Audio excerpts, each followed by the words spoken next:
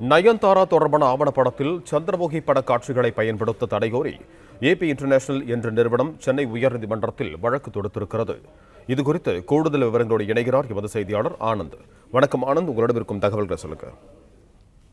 வணக்கம். நடிகை நயன்தாராவின் ஆவணப்படத்தில் இடம்பெற்றுள்ள சந்திரமுகி பட காட்சிகளை நீக்க கோரிய வழக்கில் அக்டோபர் 6ஆம் தேதி வரை பதில் மனு தாக்கல் செய்ய கால அவகாசம் வழங்கி சென்னை உயர்நீதிமன்றம் உத்தரவிட்டிருக்கிறது.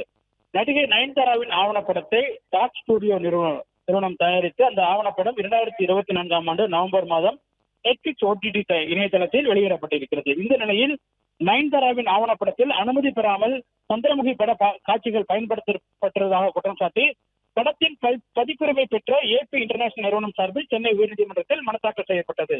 அந்த மனுவில் ஆவணப்படத்தில் சந்திரமுகி பட காட்சிகளை நீக்க கோரியும் இதற்காக 5 கோடி ரூபாய் இழப்பீடு வேண்டும் எனவும் நோட்டீஸ் அனுப்பப்பட்டதாகவும், ஆனால் இதுவரை எந்த பதிலும் இல்லை எனவும் அந்த மனுவில் குற்றம் சாட்டப்பட்டிருக்கிறது.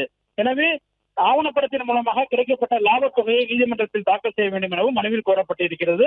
இந்த வழக்கு நீதிபதி செந்தில்குமார் முன்பாக விசாரணை வந்த பொழுது இந்த பிரச்சனை தொடர்பாக பேச்சுவார்த்தை நடத்தி வருவதாக டாக் ஸ்டுடியோ நிறுவனம் தரப்பில் தெரிவிக்கப்பட்டது. ஆனால் மனுதாரர் தரப்பில் பேச்சுவார்த்தை நடந்து வருவதாக இதுவரை எந்த தகவலும் இல்லை எனவும் வழக்கில் இதுவரை பதில் மனு தாக்கல் செய்யவில்லை எனவும் தெரிவிக்கப்பட்டது. இதனையடுத்து வழக்கில் பதில் மனு தாக்கல் செய்ய டாக் ஸ்டுடியோ நிறுவனத்திற்கு அக்டோபர் 6ஆம் தேதி வரை அவகாசம் வழங்கிய நீதிபதி விசாரணையை அன்றைய தினத்திற்கு தள்ளி வைத்தார்.